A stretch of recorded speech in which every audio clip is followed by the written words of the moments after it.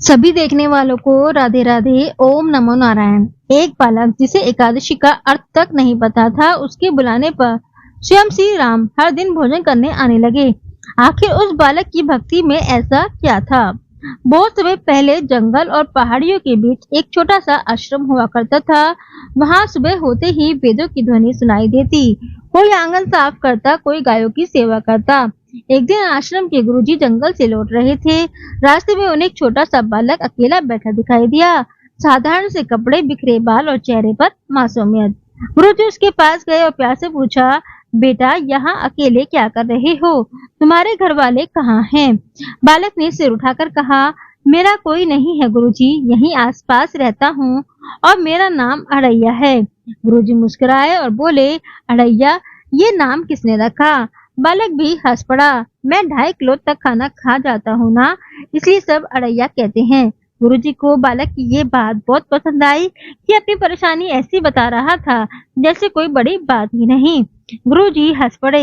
फिर उन्होंने प्यार से उसके सिर पर हाथ रखा और कहा, हमारे साथ आश्रम चलोगे? वहाँ दूसरे बच्चे भी हैं। पढ़ाई करना, अच्छे संस्कार सीखना और खाना भी मिलेगा। अड़ैया ने बाकी बातें तो शायद सुनी या नहीं, लेकिन आखिरी बात जरूर सुन ली, खाना भरपेट मिलेगा। गुरुजी हंसते हुए बोले, हाँ बेटा, भरपेट मिलेगा। अड़ैया तुरंत खड़ा हो गया, लेकिन कुछ कदम चलने के बाद अचानक रुक गया। गुरुजी ने पूछा, अब क्या हुआ? अड़ैया बोला, मैं वहाँ मुफ्त में नहीं खाऊंगा, मुझे भी कोई काम देना होगा। गुरुजी ने कहा, ठीक है, तुम आश्रम की गायों को जंगल में चराने ले जाया करना। अड़ैया खुश हो गया और उसी दिन उसे भी एक घर मिल गया था। अब उसकी दिनचर्या बन गई, सुबह गायों के साथ जंगल जाना, दिन भर उनकी देखभाल करना और शाम को उन्हें आश्रम लौटाना। अड़ैया बहुत सीधा साधा था, उसे मंत्र नहीं आते थे, पूजा की विधि नहीं मालूम थी, व्रत उपवास का अर्थ भी नहीं समझता था, लेकिन खाने के मामले में उसकी समझ बिल्कुल साफ थी। समय पर और भरपेट भोजन चाहिए। एक शाम गुरुजी ने उसे पास बुलाकर कहा, कल एकादशी है, भगवान विष्णु जी को एकादशी बहुत प्रिय है। इस दिन आश्रम में अन्न नहीं बनेगा और हम सब उपवास करेंगे। अड़ैया ने मासूमियत से पूछा, ये एकादशी कौन है गुरुजी? गुरुजी हंसकर बोले, कोई व्यक्ति नहीं है बेटा, यह एक तिथि है। फिर अड़ैया ने पूछा, मतलब कल पूरे दिन खाना नहीं मिलेगा? गुरुजी बोले, हाँ बेटा। अड़ैया तुरंत बोला, लेकिन गुरुजी, आपने तो मुझे भरपेट भोजन देने का वचन दिया था। गुरुजी मुस्कुराए, बेटा, कल तो रसोई ही बंद रहेगी। अड़ैया कुछ देर तक सोचता रहा, फिर उसकी आंखें चमक उठी।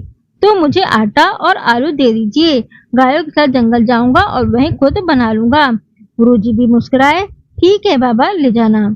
अगली सुबह रसोई से अड़ैया को 2.5 किलो आटा, आलू और जरूरी सामान दे दिया गया। जाते समय रसोई ने उसे आवाज दी, खाना बनाकर सीधे मत खा लेना, पहले ठाकुर जी को भोग लगाना। अड़ैया ने पूछा, वो कैसे? रसोईया बोला, भोजन सामने रखना, आंखें बंद करना और प्रेम से कहना, आइए प्रभु जी भोजन कर लीजिए, तुम बुलाओगे तो वो अवश्य आएंगे। अड़ैया ने बात गांठ बांध ली। दोपहर तक वह जंगल के अंदर पहुंच गया।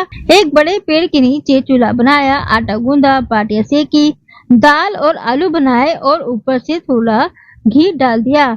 हाथ जोड़े और आंखें बंद करके बोला, ठाकुर जी खाना बन गया है, पहले आप खा लीजिए। उसने आंखें खोली, सामने कोई नहीं था। कुछ देर इंतजार किया, फिर दोबारा हाथ जोड़कर बोला, ठाकुर जी आप भी जाइए ना, खाना ठंडा हो जाएगा और मुझे भी बहुत भूख लगी है।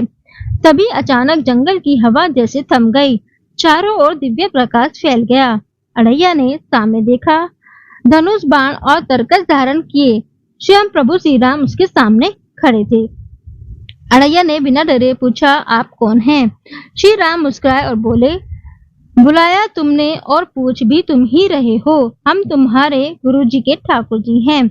अड़ैया की आंखें चमक उठी, ओ, आप गुरुजी के ठाकुर जी हो, तो आप सच में आ जाते हो। श्री राम हंस पड़े, इतनी देर से बुला रहे थे, नहीं आता तो तुम भी खाना नहीं खाते।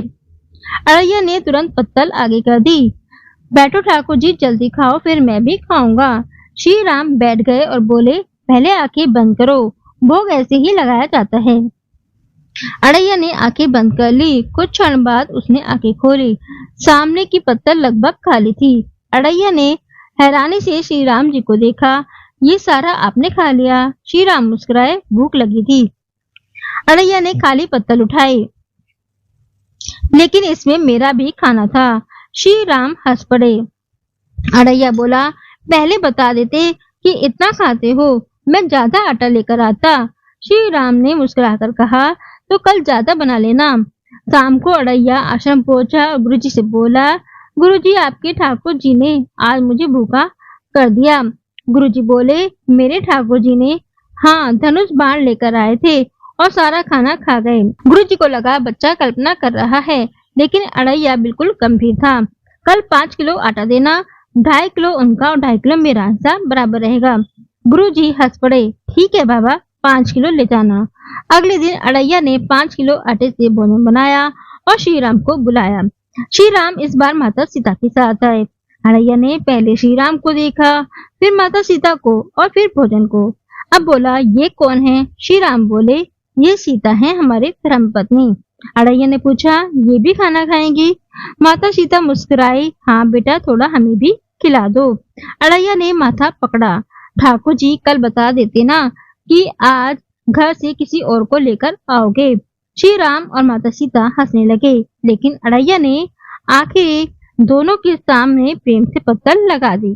शाम को उसने गुरुजी से कहा, कल 7.5 किलो आटा देना। आपके ठाकुर जी अपनी पत्नी को भी लेकर आए थे, खाना वो भी खाती हैं। गुरुजी मुस्कुराए जरूर, लेकिन अब उनके मन में सवाल उठने लगा था। तीसरे दिन श्री राम और माता सीता के साथ लक्ष्मण भी आए।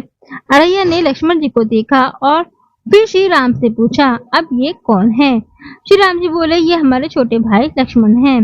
अड़ैया ने कमर पर हाथ रख लिया। ठाकुर जी आपके घर में कुल कितने लोग हैं? रोज एक नया आदमी लेकर चले आते हो। सब हंस पड़े, लेकिन शिकायत के बावजूद अड़ैया ने लक्ष्मण जी के सामने भी प्रेम से पत्तल लगा दी। अगले दिन हनुमान जी भी साथ में आ गए। अड़ैया ने उन्हें देखा और बोला, मुझे पता था। अब ये कौन है? श्री राम मुस्कुराए, ये हमारे हनुमान जी हैं। अड़ैया ने माथा पकड़ लिया, लेकिन फिर भी हनुमान जी के सामने पत्तल रख दी। श्री राम यह सब देख रहे थे। अड़ैया भोजन कम होने की शिकायत तो करता था, लेकिन किसी को भूखा छोड़ने का विचार उसके मन में कभी नहीं आता था। उधर गुरु जी का संदेह अब विश्वास में बदलने लगा था। उन्होंने सोचा, क्या अड़ैया सचमुच भगवान के दर्शन कर रहा है? अगले दिन अड़ैया बहुत सारा राशन लेकर जंगल गया, लेकिन आज उसने भोजन नहीं बनाया। वह पेड़ के नीचे बैठा और श्री राम को पुकारा। कुछ ही क्षण में श्री राम, माता सीता, लक्ष्मण और हनुमान जी उसके सामने आ गए। श्री राम ने पूछा, अड़ैया आज भोजन नहीं बनाया? अड़ैया ने उंगलियों पर हिसाब दिखाया। 4 दिन मैंने बनाया, चारों दिन आप लोगों ने खाया। आज आप बनाओगे, मैं खाऊंगा। श्री राम हंस पड़े। ठीक है, आज हमारे अड़ैया की पारी है। लक्ष्मण और हनुमान लकड़ियां लेने गए। माता सीता भोजन बनाने लगी और श्री राम भी सेवा में लग गए। अड़ैया पास बैठा सब देख रहा था और उसके चेहरे पर बड़ी प्यारी सी संतुष्टि थी। भोजन तैयार हुआ तो तुरंत अड़ैया बोला, अब जल्दी मेरी थाली लगाओ, बहुत भूख लगी है। श्री राम ने उसे रोक दिया। रुको, पहले हमारे ठाकुर जी को भोग लगेगा। अड़ैया ने आश्चर्य से पूछा, आपके भी ठाकुर जी हैं? श्री राम मुस्कुराए, हाँ, जैसे हम तुम्हारे गुरु जी के ठाकुर जी हैं, वैसे ही हमारे भी आराध्य हैं। श्री राम भोजन के सामने बैठे, हाथ जोड़े और आंखें बंद करके बोले, हे समस्त ब्रह्मांड के स्वामी पधारिए और प्रेम से बने इस भोजन को स्वीकार कीजिए। कुछ ही क्षण में जंगल का वातावरण बदल गया। हवा में दिव्य सुगंध फैल गई। चारों ओर तेजस्वी प्रकाश छा गया। एक के बाद एक दिव्य स्वरूप देवता, पार्षद और प्रभु के भक्त प्रकट होने लगे। अड़ैया आश्चर्य से सबको देखने लगा। इतने सारे लोग! तभी उसे गुरुजी की याद आई। वह तुरंत आश्रम की ओर दौड़ा और गुरुजी का हाथ पकड़कर बोला, गुरुजी जल्दी चलिए, आज सब आए हैं। आपके ठाकुर जी, उनकी पत्नी, उनके भाई हनुमान जी और उनके ठाकुर जी भी। गुरुजी अब कुछ नहीं बोले। वह अड़ैया के साथ जंगल की ओर चल पड़े। जैसे ही वे उस स्थान पर पहुंचे, गुरुजी के कदम रुक गए। सामने दिव्य प्रकाश में प्रभु श्री राम विराजमान थे। पास में माता सीता, लक्ष्मण, हनुमान जी और दिव्य पार्षद। गुरुजी की आंखों से आंसू बहने लगे। वह श्री राम जी के चरणों में गिर पड़े। प्रभु श्री राम ने प्रेम से कहा, उठो गुरुजी। फिर श्री राम ने अड़ैया की ओर देखा और कहा, आज हमें यहाँ केवल तुम्हारी साधना नहीं लाई, तुम्हारे इस भोले शिष्य का प्रेम भी हमें यहाँ ले आया है। गुरुजी अड़ैया को देखते रह गए। जिस बच्चे को कुछ दिन पहले एकादशी का अर्थ तक नहीं पता था, उसे भक्ति का सबसे कठिन बात पहले से ही आता था। भगवान पर भरोसा। उसे कहा गया कि ठाकुर जी को बुलाना, उसने बुला लिया। उसे यह सोचने की जरूरत नहीं पड़ी कि भगवान आएंगे या नहीं। उसका विश्वास था बुलाया है तो आएंगे, और भगवान हर बार आए। तभी अड़ैया की आवाज आई, गुरुजी दर्शन हो गए हो तो अब खाना खा लें, मुझे बहुत भूख लगी है। एक पल के लिए सब शांत रहे, फिर श्री राम हंस पड़े। माता सीता, लक्ष्मण और हनुमान जी भी मुस्कुरा दिए। श्री राम ने हाथ बढ़ाकर कहा, आओ अड़ैया, आज हमारे पास बैठो। अड़ैया तुरंत उनके पास जाकर बैठ गया। गुरुजी की आंखों में फिर आंसू आ गए। बेटा, आज तुम्हारी वजह से मुझे मेरे प्रभु के दर्शन हुए। अड़ैया ने सहजता से कहा, आप मुझे आश्रम नहीं लाते तो मुझे पता ही नहीं चलता कि आपके ठाकुर जी भी हैं, फिर मैं उन्हें बुलाता कैसे। गुरुजी के पास कोई उत्तर नहीं था। उन्होंने अड़ैया को सीने से लगा लिया। अड़ैया को कोई बड़े मंत्र नहीं आते थे, उसने कोई बड़ी तपस्या नहीं की थी, उसे पूजा करने का ढंग भी नहीं मालूम था, लेकिन उसने भगवान को कभी दूर माना ही नहीं। वह उनसे रूठा, उनसे शिकायत की, उनके लिए भोजन बनाया, उनसे अपने लिए भी भोजन बनवाया और पूरे अधिकार से उन्हें अपना मान लिया। शायद भगवान को भी यही अपनापन सबसे प्यारा लगा, क्योंकि सच्ची भक्ति में कभी भी शब्द कम पड़ जाते हैं लेकिन भाव नहीं। और जिस दिन मन में यह विश्वास आ जाए कि मैंने अपने प्रभु को पुकारा है, वह जरूर आएंगे। उस दिन भक्त और भगवान के बीच की दूरी सच में बहुत छोटी रह जाती है। जय श्री राम।